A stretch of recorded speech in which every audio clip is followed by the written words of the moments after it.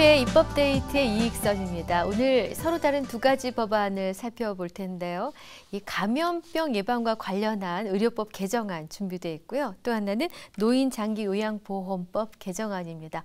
두 개정안을 대표 발의하셨습니다. 새누리당 김기선 의원 모셨습니다. 의원님 어서 오십시오. 안녕하세요. 예, 반갑습니다. 의원님께서는 국회 중동호흡기 증후군 대책특별위원회 위원으로 활동 중이신데요. 그렇습니다. 지역구에는 환자가 발생했습니까? 안 했습니까? 예, 강원도에 네. 5명의 환자가 이제 발생을 했는데 네. 내 지역인 원주에도 네. 2명이 발생을 했다가 네. 완치가 됐고 네. 이제 강원도는 네. 거의 메르스 종교 선언은 해도 되겠습니다. 될 정도로. 아유, 다행입니다. 그동안 상임 활동을 하시면서 의원님께서 많은 정보를 얻으셨고 또 상황을 지켜보셨을 텐데 어떻습니까? 우리나라 이 감염병 대응 시스템이 앞으로는 어떻게 달라져야 된다고 보시는지요? 예, 우선 이 메르스 사태가 네. 지난 5월 20일 날 첫 환자가 발생한 이후에 네. 근한 2달 가까이 네. 우리나라 전체가 큰 홍역을 치렀습니다. 맞습니다. 이번 메르스 사태를 이렇게 우리가 경험을 하면서 예. 우리 신종 이런 전염병에 대한 여러 문제가 크게 제기가 됐습니다. 그랬죠.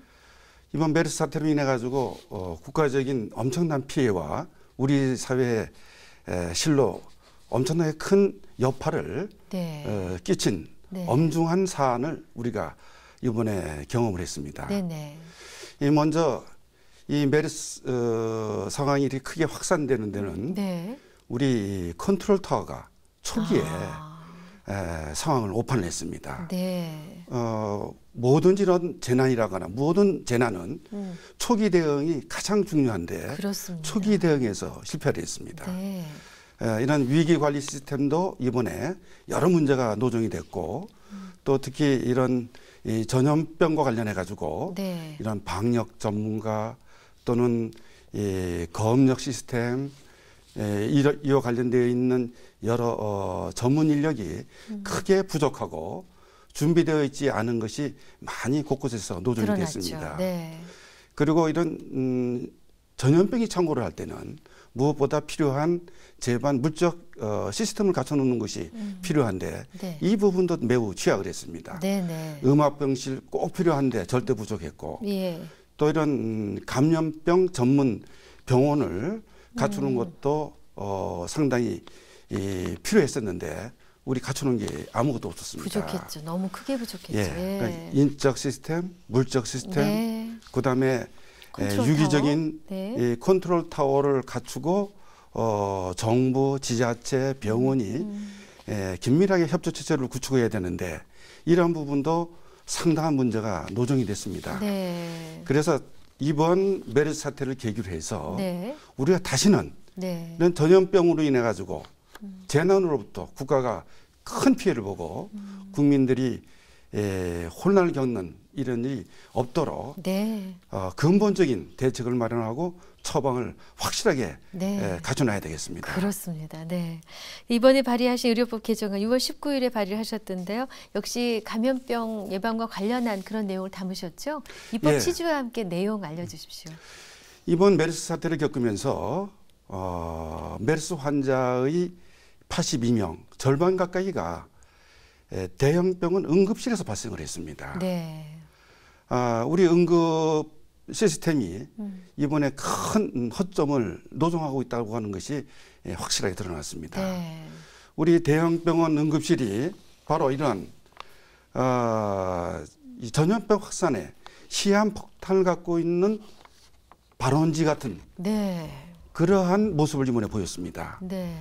대형병원 응급실에 가 보시면은 아시겠습니다만은 하루에 약 200명 넘는 환자가 군대 야전 침대형 칸막이 속에서 네. 전염병 환자인지 외과 환자인지 네. 또 소아과 환자인지 구분 없이 네, 맞습니다. 뒤섞여서 네. 2, 3일 동안 장시간 거의 대기하면서 보내는 것이 우리 대형병원의 응급실입니다. 그렇죠. 바로 네. 이런 전염병의 온상 같은 역할을 이 대형병원 응급실이 해버렸습니다. 네. 그렇기 때문에 차제에 이와 같은 우리 대형 병원의 응급실 시스템을 바로잡아야 되겠다.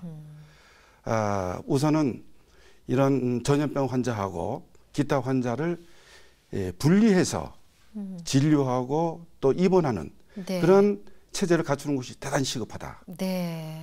그리고 또 응급실에 재반 환기구라거나 통풍시설 네. 이러한 전염병과 관련돼 가지고 이것이 확산되지 않도록 하는 기본적인 시설은 특히 대형 병원부터 먼저 갖추도록 해야 한다. 이거를 의무화시켜야 되겠다 네. 해서 이러한 내용을 골자로 한 의료법 개정안을 제가 발의를 했습니다. 그러니까 감염병 확산을 저지하기 위한 적극적인 행동을 해보자라는 취지셨고 그렇습니다. 그 일환으로 감염병인지 그렇지 않은 병인지를 알 수 없기 때문에 진료 때부터 그렇습니다. 진료실부터 그리고 또 대기실과 환기 시스템까지 그렇습니다. 잘 운영토록 하는 내용이시죠. 예. 네. 이건 아주 꼭 필요한 그렇습니다. 네네. 개선책이기 때문에 이번 기회에 반드시 보완을 해야 되겠다 이렇게 생각하고 네. 있습니다. 많은 문제점이 드러났듯이 또 문제를 바라보면서 다른 선진국의 병원 응급 시스템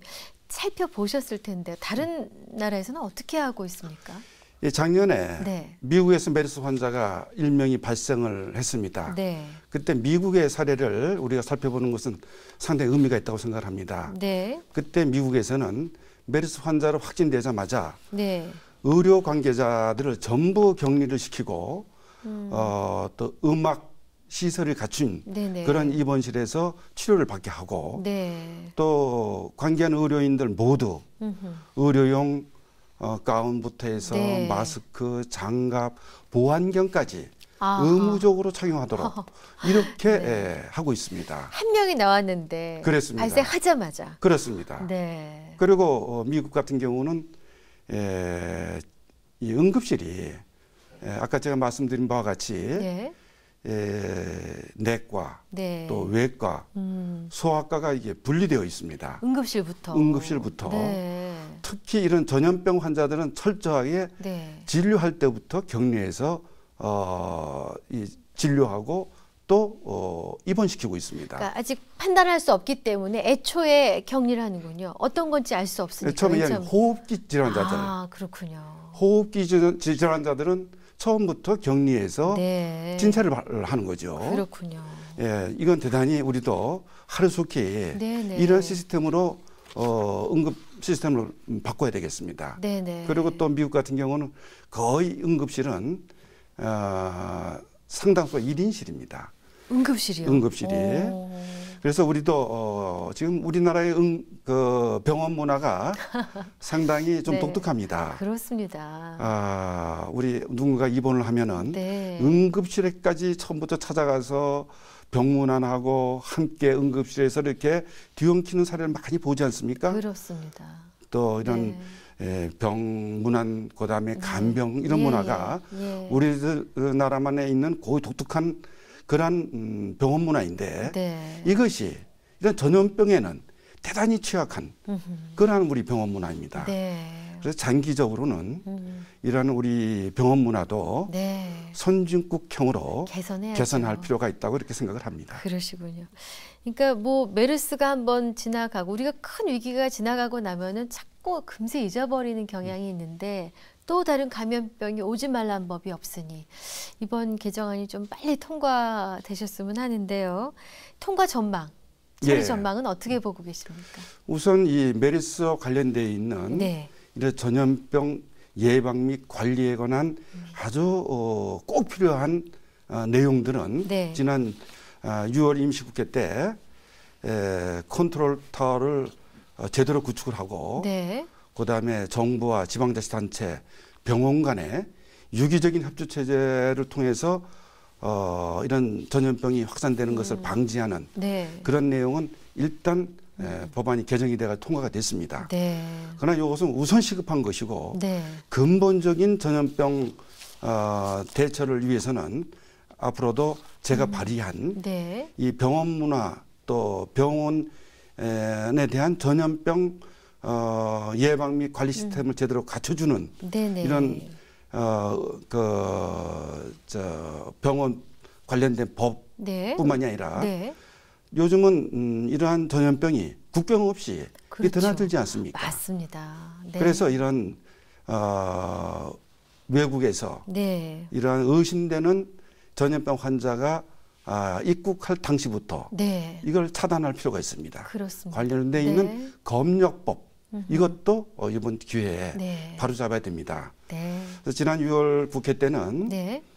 우선 시급한 것만 통과를 했습니다마는 네. 근본적인 대처를 하기 위해서는 이런 병원법이라거나 검역법도 네. 반드시 고쳐야 되는데 네. 이를 위해서는 행재정적 여러 가지 검토 사항이 필요합니다. 네. 이런 개정의 필요성에 대해서는 정부나 여야 간에 다 인식의 공감하고 있기 때문에 네. 다음 국회 열린 대로 빠른 시일 내에 이러한 병원법이나 검역법도 네. 개정되리라고 확신을 하고 있습니다. 네. 두 번째 법안을 다뤄볼 텐데요. 두 번째로 소개할 내용이 노인장기요양보호법 개정안입니다. 이 초고령화 사회와 관련이 있다고요. 입법 배경부터 말씀해 주십시오. 예, 우리나라의 고령화가 아주 급속히 진전되고 있지 않습니까? 네. 함께 더불어서 우리나라의 치매 노인의 발생 수도 아주 급속히 늘어나고 있습니다. 네. 올해 현재 네. 우리나라 치매 환자가 약 62만 명이 되는데 네. 4년 전에 비해서 약 12만 명 가까이가 늘어났습니다. 네. 상당히 이 고령 사회의 네. 급속한 증가와 함께 치매 환자 문제도 이거 상당히 중요한 문제로 대두가 되고 있습니다. 네. 근데 우리 이 사회에서 치매 환자가 가정에 한 분이 생기면은 네. 현재는 이 가족이 전체가 달라붙어 가지고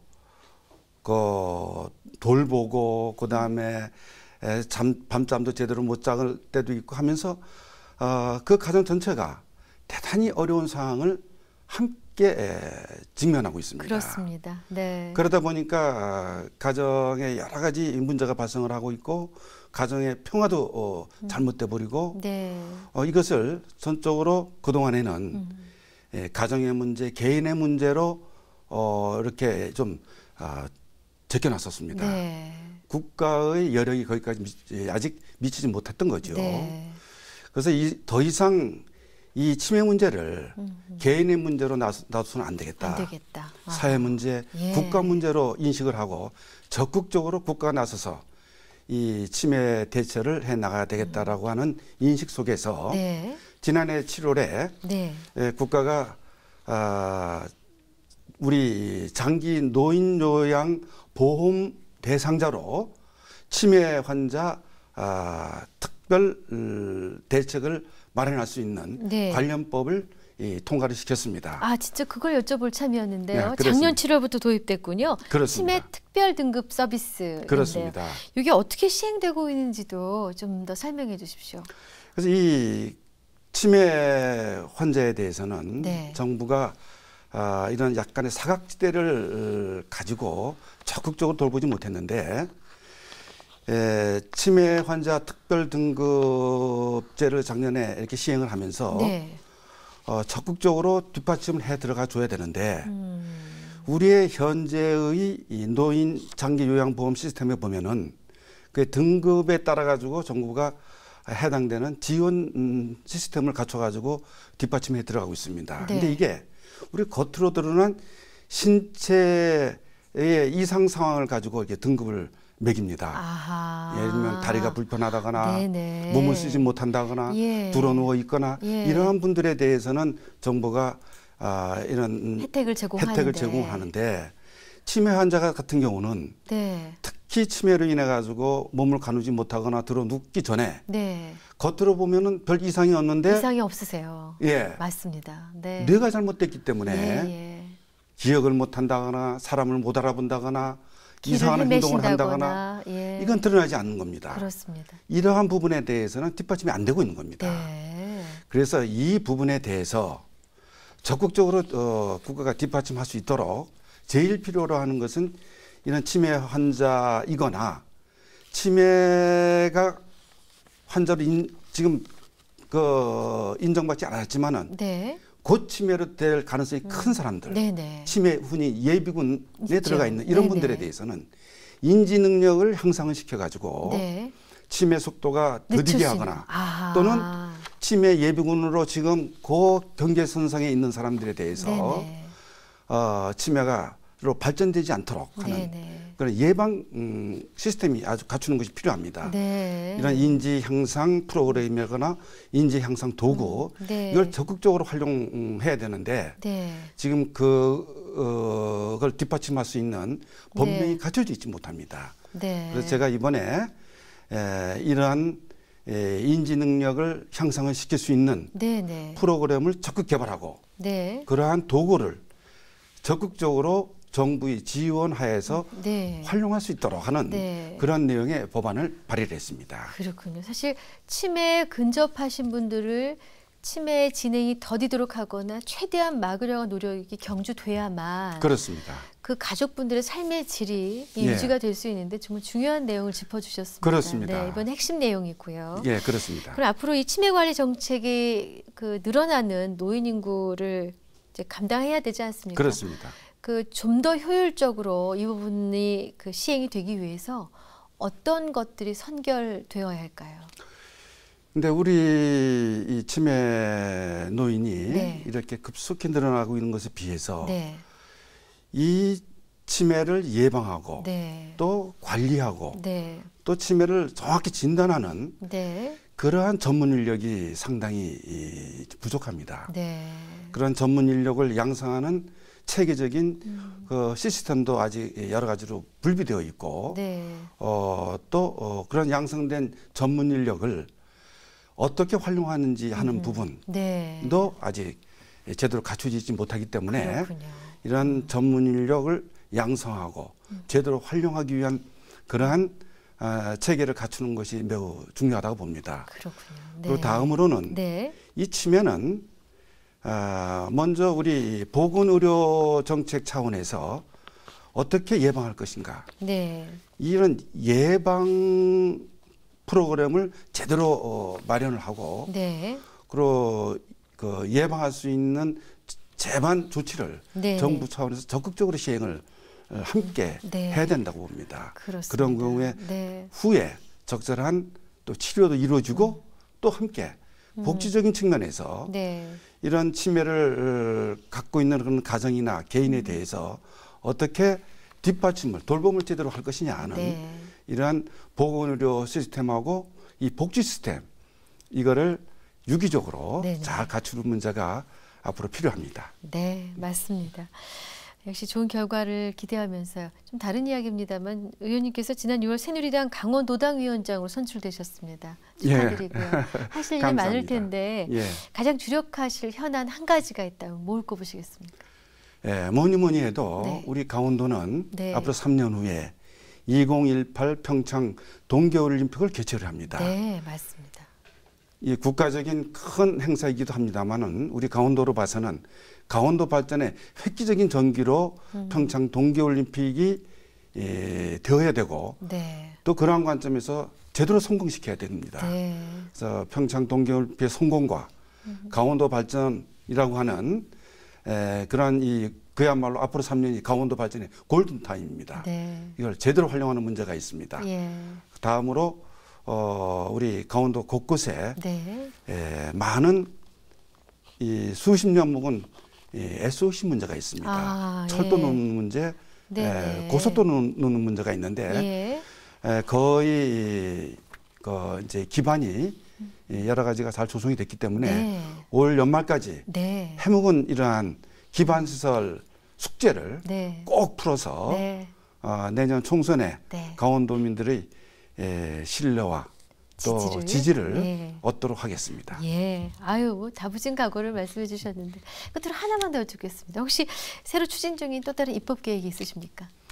제가 그동안에 노인이라거나 네. 또 어린이라거나 네, 여성이라거나 장애인 등 사회적 약자의 권익을 향상하는데 주로 관심을 두고 여러 가지 법안을 만들어서 제출하기도 하고 그랬습니다. 네, 앞으로도 이런 사회적 약자의 권익 보호와 관련해서 네. 보다 관심을 갖고 입법 활동에 역점을 쏟겠는데 최근에 제가 장애인 학대와 관련된 부분을 대해서 장애인 학대 방지를 위한 기본법 준비를 하고 있습니다. 예. 조만간에 성안을 해서 네. 제출하도록 이렇게 하겠습니다. 네, 내용이 좀 더 다듬어지면 저희 국회 방송 또 한번 나와주십시오. 기회 주시면 감사하겠습니다. 네, 오늘 나와주셔서 감사합니다. 고맙습니다. 네, 입법데이트 오늘 새누리당 김기선 의원과 함께했습니다. 시청해주신 여러분 고맙습니다.